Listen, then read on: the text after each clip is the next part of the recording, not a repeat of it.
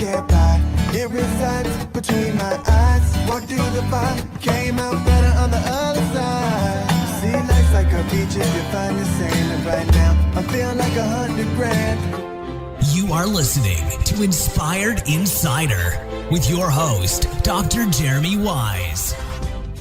Dr. Jeremy Weiss here, founder of InspiredInsider.com, where I talk with inspirational entrepreneurs and leaders. Today is no different. I have Jan Kestle, and she is the founder of Environics Analytics. And so, Jan, before I formally introduce you, I like to point out other episodes people should check out of the podcast. And Jan, I'm not going to age you, but you've been doing this for decades. You have a lot of experience in the field. I had Kevin Hurrigan on. He's had an agency since 1995 and talked about the evolution of the landscape of business, of the agency space, and of everything in between. So that was really interesting interview. I also had Todd Taskey. Todd Taskey has the Second Bite podcast, and he pairs private equity with agencies and actually helps sell agencies. And it's interesting because he talks about valuations in the landscape as well from the standpoint of selling, and he finds sometimes people make more on the second bite than they do on the first because the private equity sells again. So that was an interesting conversation, and many more on InspiredInsider.com.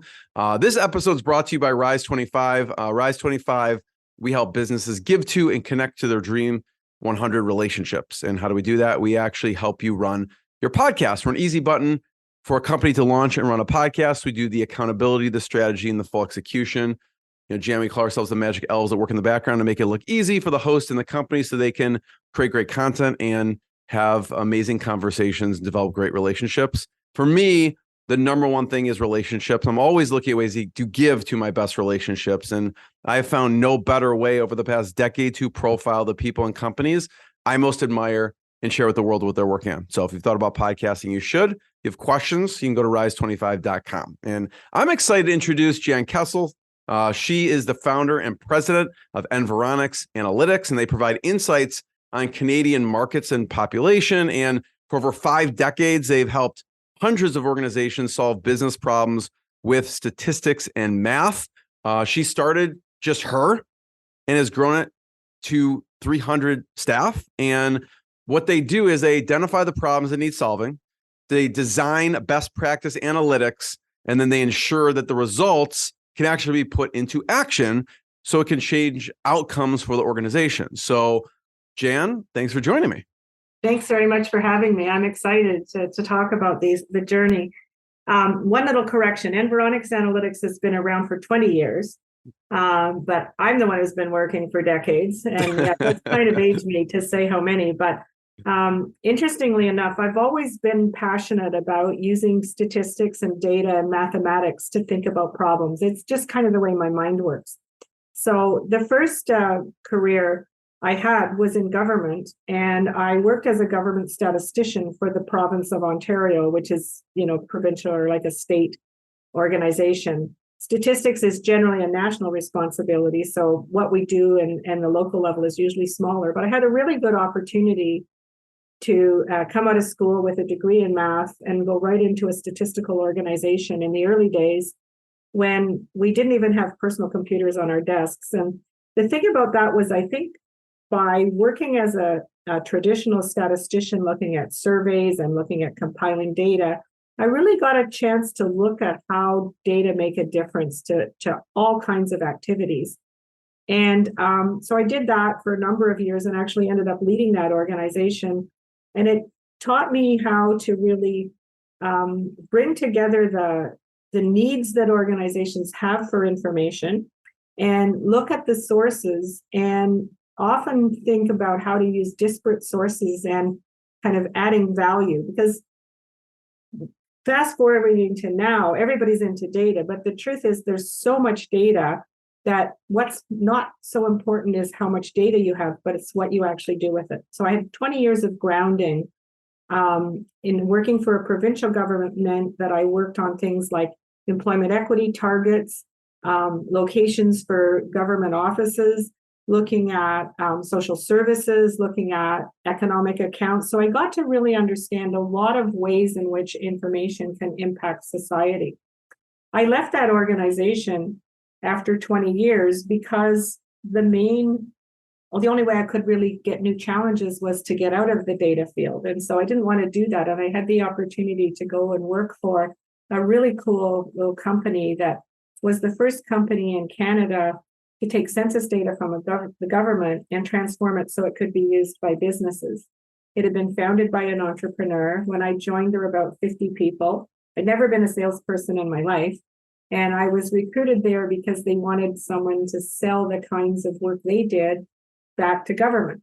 And so I did that, and I progressed again to be the president of that organization as it grew from, about 50 people to being a very large enterprise in Canada, and also some expansion into the US. That company was called CompuSearch. It doesn't exist anymore, but it was eventually owned by the Polk company that's in the automotive statistics, and by Equifax and others. And I mention that because in my career, I've seen the evolution of what kind of data are available and how people use data. We've been through where all we could really get was government data and survey data, and then organizations had their own data in the CRM time, and you could mine data about individuals, and then we got into digital data. And what I've seen is that the more data that become available, the more people can really bring insights. And I stayed with that company for another 12 years. And I guess from a slightly cynical point of view, I say I saw it reorganized and sold, 3 or 4 times, and helped with that and was happy to do that. But a lot of people were making money off the businesses that we had built. So then I finally decided to do something on my own. So it kind of went from government to working for another entity, and then really starting my own business in the last 20 years of my life. And we started Environics Analytics in 2003. Our angel investor was one of the most respected pollsters in Canada, a leading sociologist, a very well-known author by the name of Michael Adams, who ran a research company, but also specialized in helping understand the values and attitudes, like the belief systems. So getting away from just behavior and demographics. And Michael is known for writing a great book about Canadians called Sex in the Snow. And then he later wrote a book called Fire and Ice, which won the Best Public Policy Book Award in Canada in, I think, about 2005, which showed the differences in values and attitudes between Canadians and Americans. So when he came forth to partner with me to start Environics Analytics, he said, well, you can use the name of my company or not. And I said, I think we'd be happy to, because it was a well-known Canadian brand. And we founded Environics Analytics to be kind of a companion to the market research business. And the foundation of that business was not to collect data and do surveys, but to use data that existed and to build granular data based on the principle of geodemography, which is basically to get as much information as we could for very small areas. And in our case, we were talking neighborhoods, and leverage the principle that if you know where people live, you're likely to know a lot about them. And of course, there is the fallacy that might not always be true, but it's generally pretty true. So we started kind of what's known as the postal code business, or in the US, there was ZIP+4 businesses. And we said, we can, even if we don't have individual data, we can attribute behavior from models that we get from census, and then we can look at population growth, and we can look at cities' densities, and we can look at proximity to shopping patterns and so on. So we can create really granular, up-to-date demographics. And then from those demographics, we can create segments that are multidimensional, that capture different types of neighborhoods. And if all those information are available at the postal code, then we can loop in important surveys, both from governments and from other organizations. So if I know what kind of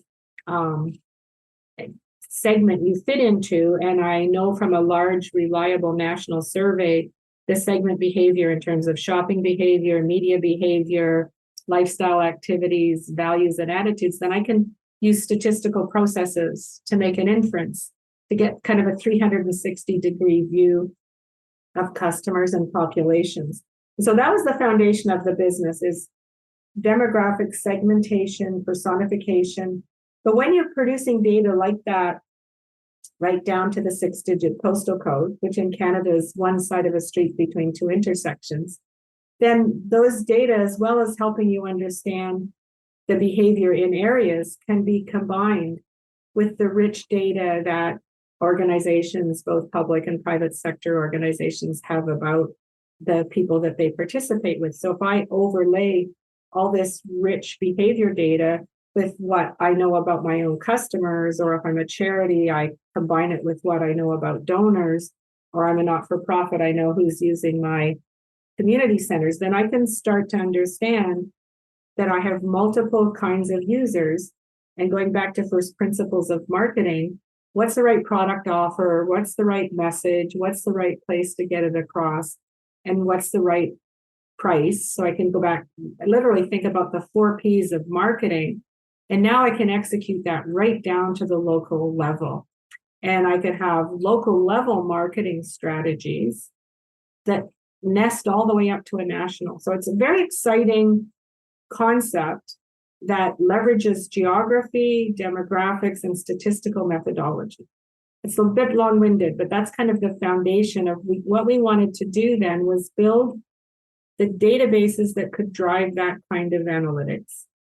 But we also knew that most of our customers wouldn't have the data scientists and the data power necessarily to implement it.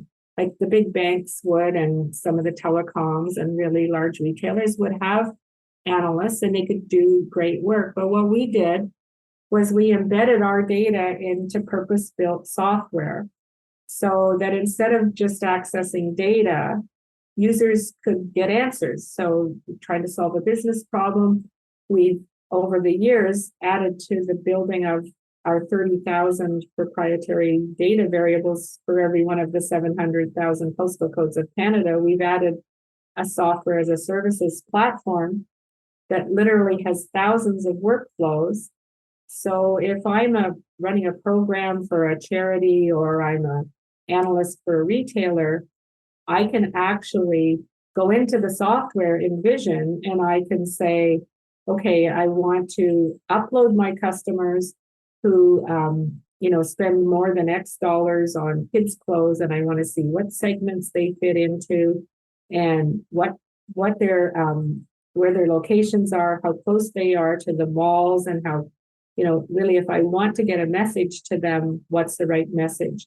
And it's sort of the combination of data and software, plus the third leg of the stool are consultants who really understand their industry. So we organize our services by the industry sectors.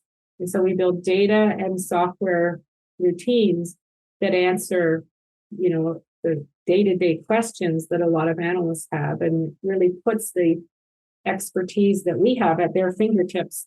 And then we help them interpret the results. And what's become more important as the business has evolved is not only producing good analytics, but making sure that they can be put into action. And so we have a lot of partnerships. We have partnerships with the DSPs. We have partnerships with Canada Post. We have partners with organizations that sell media. So, and with advertising agencies, so that the insights can actually be put into action. And then, of course, the Holy Grail is, after we do that, can we measure the results and show which things work? And so it becomes a test and learn environment to make sure that data are really helping an organization become more effective, whether it means being more profitable or offering better social services. One way or another, with all this emphasis on data, we want to make sure that the data and insights that are being developed can cause an organization to take a different course of action and actually make them more successful. I'm curious, Jan, thanks for that. There's so much to unpack there. I'm curious, early on, you start, and you can help many different companies, many different industries, many niches. In the beginning, it's you, right? And eventually you hire a small team.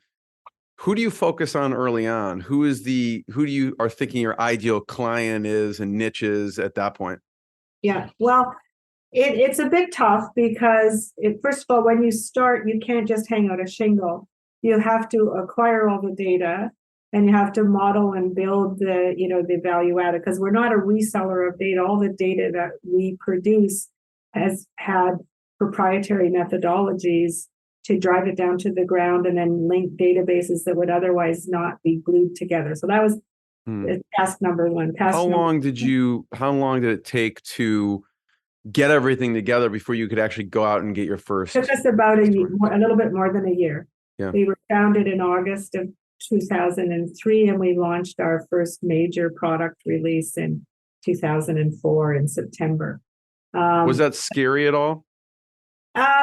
I was super excited because, I had worked with data and in the industry, and I knew that a lot of businesses were looking for a more integrated solution. Like, it was the time when everybody knew that it was important to use data, and people had more their hands on data because they had more CRM systems and point of sale data, but they wanted to combine their own data with data that would enhance it. So if you have data about your customer, you generally know what they bought with you, but you don't know, a lot of their demographics. You don't know what their mindset is. So blending the data together was a big part of that first year of prep. But once we had, I would say, the critical mass, then we knew a lot of people in the industry, and we knew that in financial services and in retail, they were always looking for kind of advanced solutions. So I think our first customer was a bank. I think our second customer was a large telecom. The focus was really on businesses as well as government departments that were trying to understand the small differences in their customer base. So it doesn't have to be just one industry, but it's about 80% of our business is consumer focused. About 20% could be considered B2B or B2B2C. But the best customer is someone who's really trying to use segmentation and personification to get the right message to the right people using the right medium at the right time. And there's a lot of granularity in that. So we grew in retail and finance and telecom and not-for-profit. But we also got a lot of business from governments, because there were government departments who were starting to think about their constituents as sort of, individuals instead of, just everyone, trying to understand if I'm looking at sending messages out about health or about safety, everybody's not the same. And so the whole purpose of these kinds of data is to really understand the differentiation and get closer to people so that you can really connect with them and engage with them. And so I think those were the earliest customers. But more recently, I would say in the last 10 years, we've branched a lot more into the relationship between the food manufacturers, consumer packaged goods, and the grocery stores. Because if you don't get your shelf planning right, if you go into a grocery store that's not in your neighborhood, you might notice that where I'm used to getting my 6-ounce peanut butter jar is not in the same place, because shelf planning is neighborhood specific. And so, helping the retailers and the manufacturers understand neighborhood demographics, untapped potential, that was an area that we really focused on in the sort of the second decade. Then we moved into things like energy, where I remember our customer at Ontario Hydro said, "Oh, we're so happy to work with you guys because, we used to think of our customers as meters.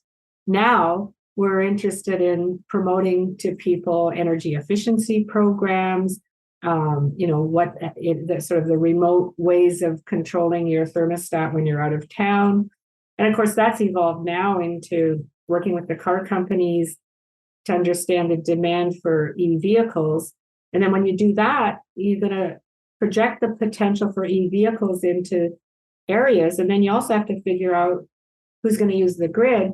And then is that grid going to be used for home charging, or are you going to be using the electric vehicles for intercity? And so does the grid, can the grid sustain it? So you look at the consumer demand, what the manufacturers and the retailers are going to produce. And then that brought us into the energy sector, which is a very exciting sector because it's got a lot of location and transportation analysis. So the final big evolution for us was to take the insights that we create for all these different marketers and really help people figure out how to put them into action. And so I think for the first 15 years, we were really not selling and collaborating that much with media and agencies. I think we probably mistakenly, I kind of thought, well, that we're going to kind of hoard the data. Not that it was intentional, but this data is really valuable. We're going to keep it and people are going to buy it directly from us. But what I learned over the last 5 years, and it's you read about it in the literature, is that the more the data can be out there and used by people for multiple purposes, then the more value it brings back. So what we did was we started to partner with agencies where their customers were our customers. And there still is a divide between insights and activation amongst the brands. So you have teams of people working on market research and working on insights and branding and positioning. But then the guy down the hall or the woman down the hall who's planning the media spend, and that they're somewhat removed. And then you have the agency. And then when we had the digital agencies, we had a lot of disconnect. So the thing that's changed for us in the last 5 years is we've really become the lingua franca. We've put our data, our wealth data, and our Prism segmentation system out there so that the agencies can use it with the customers that we share. We've put it onto the media platform so you can actually define a segment, a custom segment using our data. You can buy it through a DSP, or you can buy TV. We partner with Bell Media, where you can actually buy TV based on our segments from within their buying system, not just with Bell Media, but also with Rogers and Chorus in Canada and CBC and others. So our idea has been to be the glue. So we provide the insights to the brands, and then we've made the data available to the ecosystem so that you can actually activate directly. Because unfortunately, in the past, we could produce these great insights reports. And then what would happen is someone in an agency would read them and turn them into a pure demographic. But we want to be able to reach and engage with customers and consumers around a broader thing than just demographics. So it's been very exciting to expand into some of those, what we call the execution or the activation side. And the next frontier, which we started on, but there's still a long way to go, is so after you do that, can you really measure statistically what worked and what didn't? If I drove by this board and I saw this ad, and then I walked into a store and I bought something, can we actually get a better measurement on the return on advertising spend? And the truth is that the data and the technology that are becoming available are making that possible. The challenge is there's the technology and the providers aren't always as rigorous. I'm a hawk on methodology. I say, don't let technology trump methodology. You're trying to use data to simulate reality to decide how you need to spend your money. And so let's make sure that the data and analytics that are so prolific are being done with best practices so that the user gets a good outcome. People are going to pick a location, or they're going to drive an omni-channel media campaign. They're going to spend millions of dollars. And so we have to make sure that we're doing the very best job of, showing them who their right audiences are, which medium works well, what the kind of omni-screen reach is, how that can be optimized in your MMM so that you're you're really spending your money in a way that comes back. And what's exciting is you have the capacity to do a good job, and it's limited because of a lot of technological constraints, but we have a growing capacity to actually measure the outcome. And so that makes me really optimistic that we're just going to keep finding new frontiers. There's so much, Jen, that can be done with data. It's incredible. I want to talk about the team and the evolution of the team, because I'm sure when you came out and you were studying math and physics, I'm not sure at that point you're saying, I'm going to have a 300-person company, right? So it started off as just you. Talk about how the team evolved from you and where to go. So because I had worked in a previous kind of information company, I knew that the key components were someone who can really understand the data and how to model it and make it as accurate and link disparate data sources together. It's a big challenge because you can go to 10 different suppliers and you can get a view of, Canada and the provinces and the large cities, but to go right down into a neighborhood and bring all different kinds of data, I needed a methodologist who really understood how to do that. And one of the founders who has passed away, but was an amazing pioneer in data science, is Dr. Tony Lee. And he was, a part of that founding team. He also had a younger methodologist that he was mentoring, Danny Human, who I started working together with in previous company, and he's a founder, and he's like a 30-year veteran on this data blending and how to create products. So really good quality on the data side, number one. Second key component, because as I mentioned before, I don't think you can make a living just selling data. You have to put the data into a solution that makes it easy for people. So the second was to bring an individual who I had worked with previously as well, but who was innovative in thinking about, we're already in the internet era, but we're in 2003, we're really thinking about software as a service.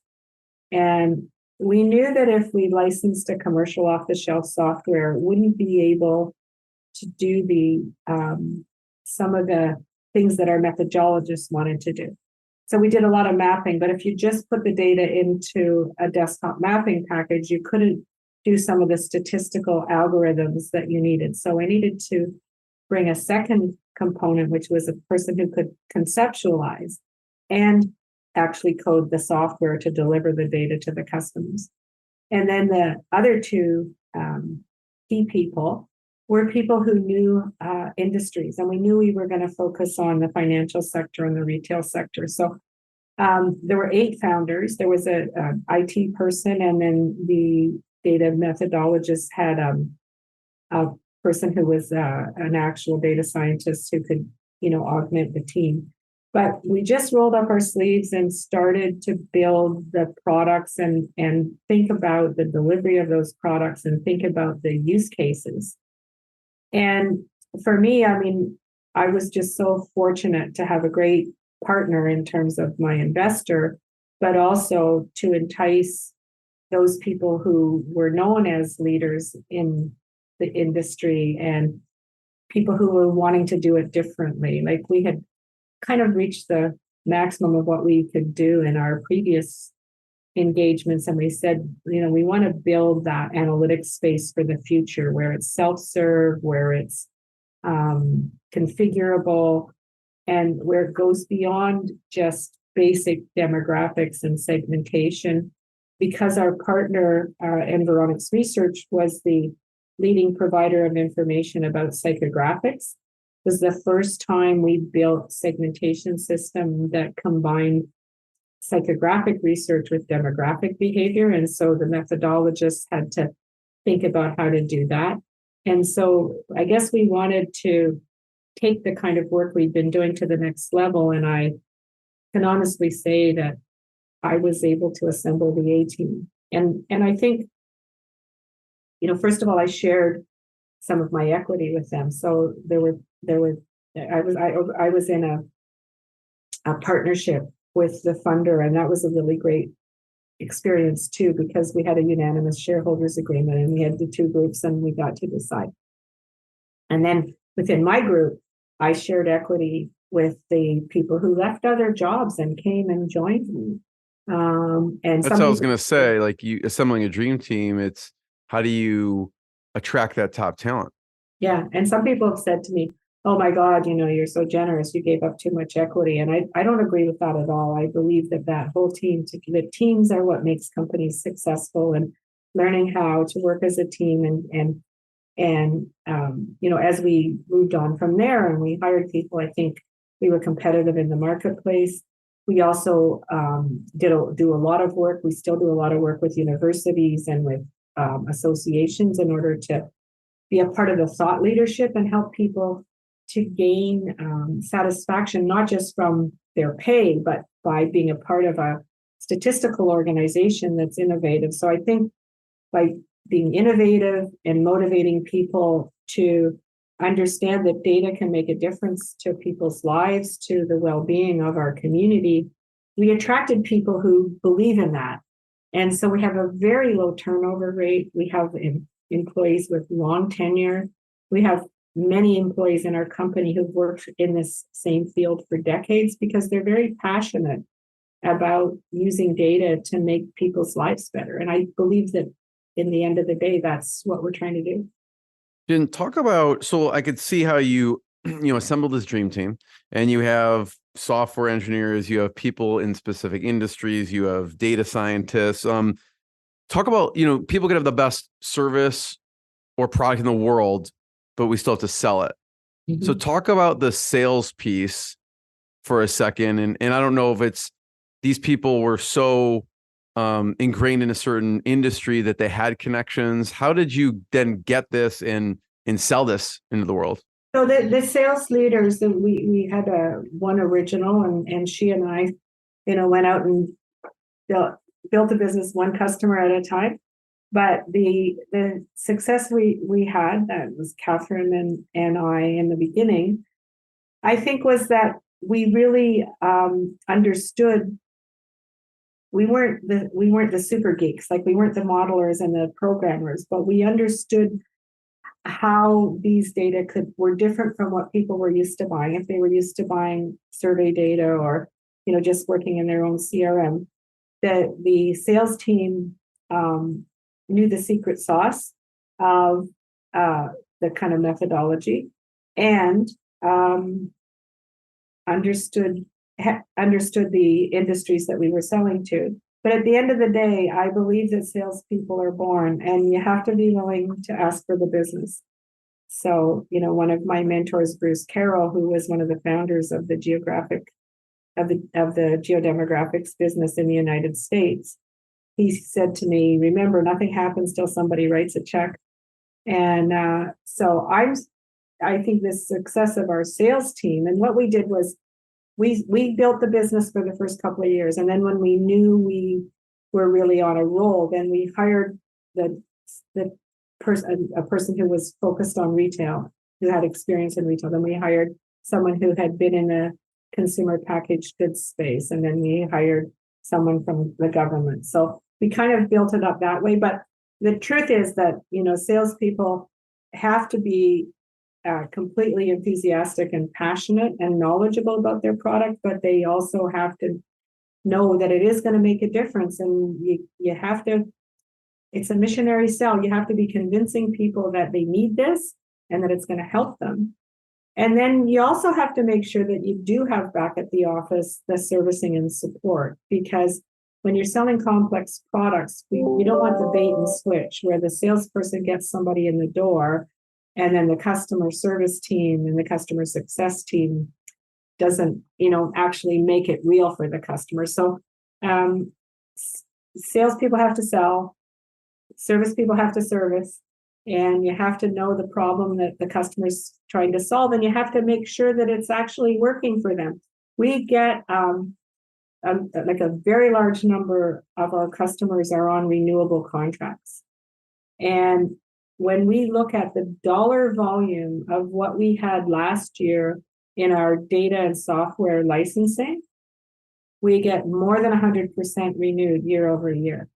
And that's because we embed in our software and our data licenses these account managers and servicing people. And it's not the training and the support. This is on top of training and support. They're going to go once a quarter or once a month, more often if the client will let us, and say, okay, what are your strategic objectives? What are the business problems you're trying to solve? What can you actually implement?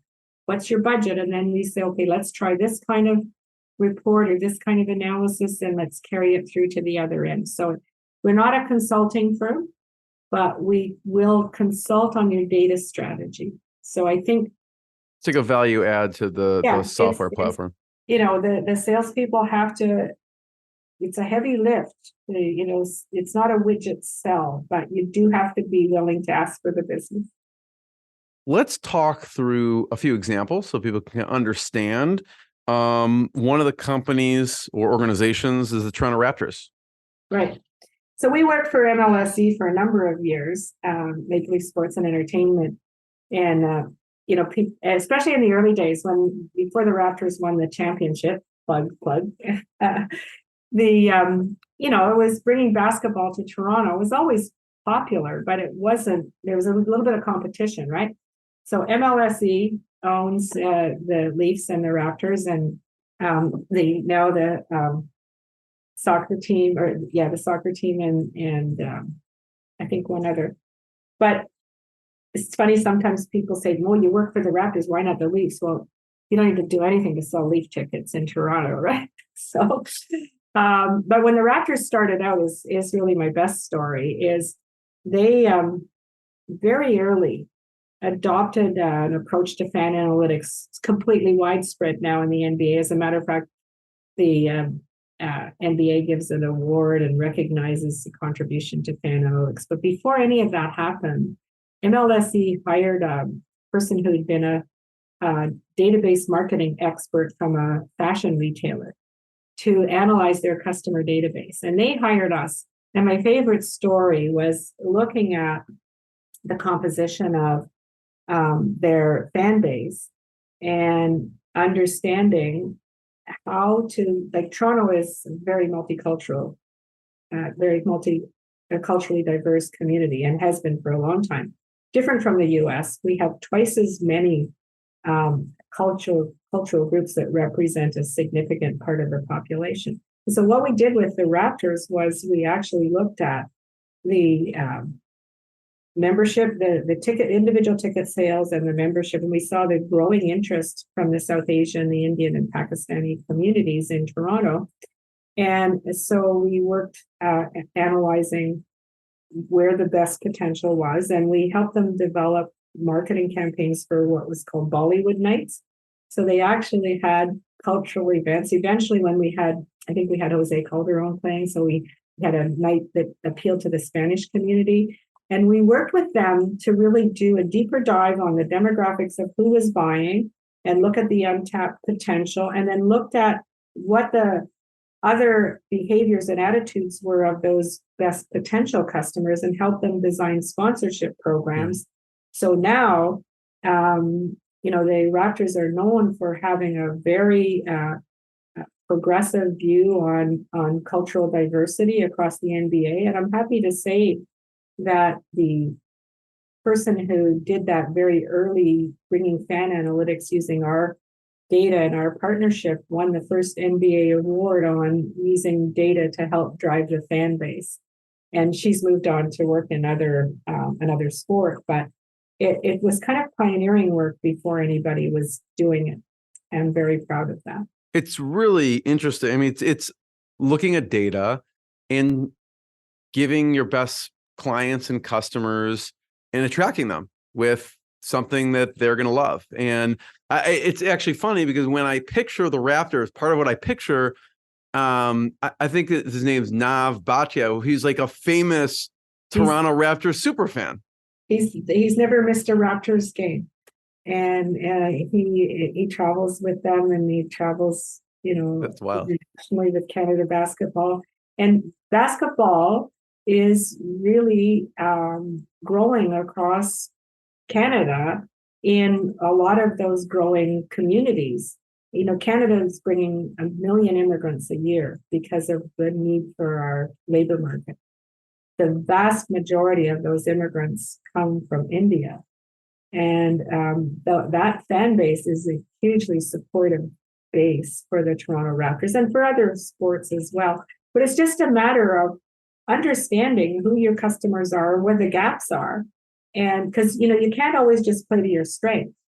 If you think about the Leafs, their season's tickets, a lot of them were purchased after the war when immigrants came from Italy, primarily, and other European countries to Canada and built our subways and went down in our mines. That's the legacy of, that period where we used to say that Toronto had the largest number of Italians in the world outside of Rome. It's not true anymore because that's a bit more distributed. But if you understand cultural diversity and where people came from, so a lot of immigrants I'm talking about now in the 50s bought Leaf tickets. And so Leaf Nation had a very strong representation in the Italian community. But guess what?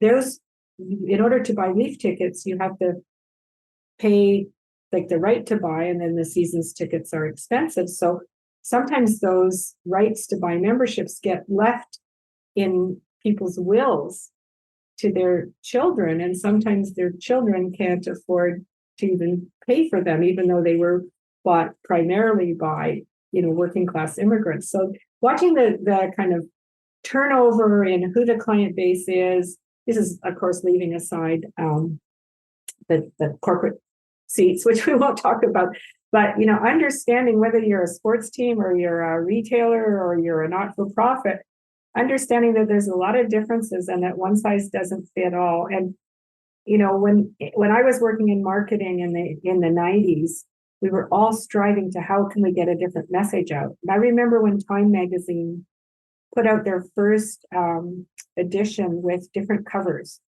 It was a very expensive thing, but an organization similar to ours, really helped understand what motivates people to buy magazines, and they put different stories on the cover to see if they could properly target different messages to different people. Now, if you fast forward, that was expensive, very expensive to print.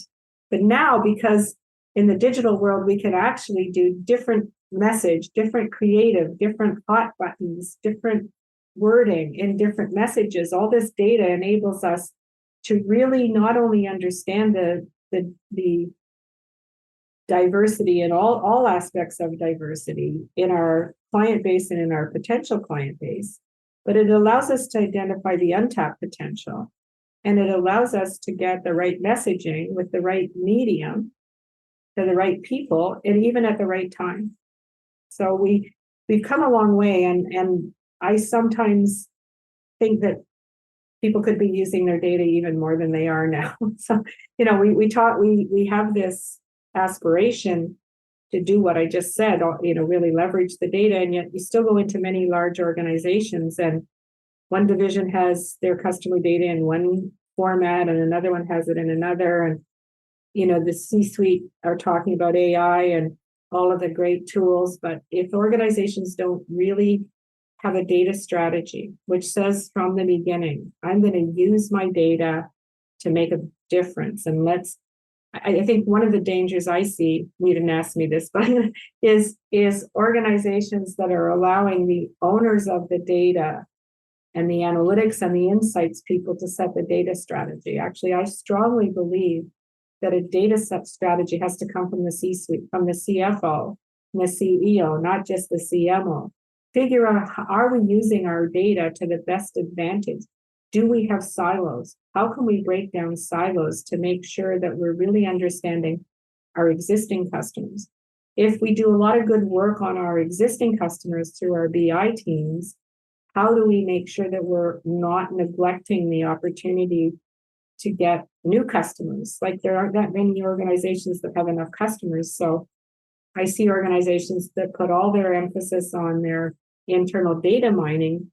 But what our data can do is it can link from, who your best customers are that you already have to who's in the whole market. I like to call our data the denominator, because you can use our data to measure your market share, find your white space, understand how to market to your white space, and at the end of the day, grow your business. So it just couldn't be a more exciting time to be in the data business. First of all, Jen, I want to be the first one to thank you. Thanks for sharing your journey, your stories, your lessons. And I just want to point everyone to check out and you can learn more. You could see if you're watching you listen to the audio, there's a video piece. We've shown their website throughout, but you can check out environicsanalytics.com. It's ENVIRONICS analytics.com to learn more. And Jan, I just want to be the first one to thank you. Thank you very much. I've really enjoyed it, and I'm going to follow up and talk about how we can use your skills for our podcast. So awesome. Great. Thanks, everyone. Thanks, Jan. What I got, you can't buy. It resides between my eyes. Walked through the fire, came out better on the other side. See, life's like a beach if you find the sand. And right now, I'm feeling like $100 grand.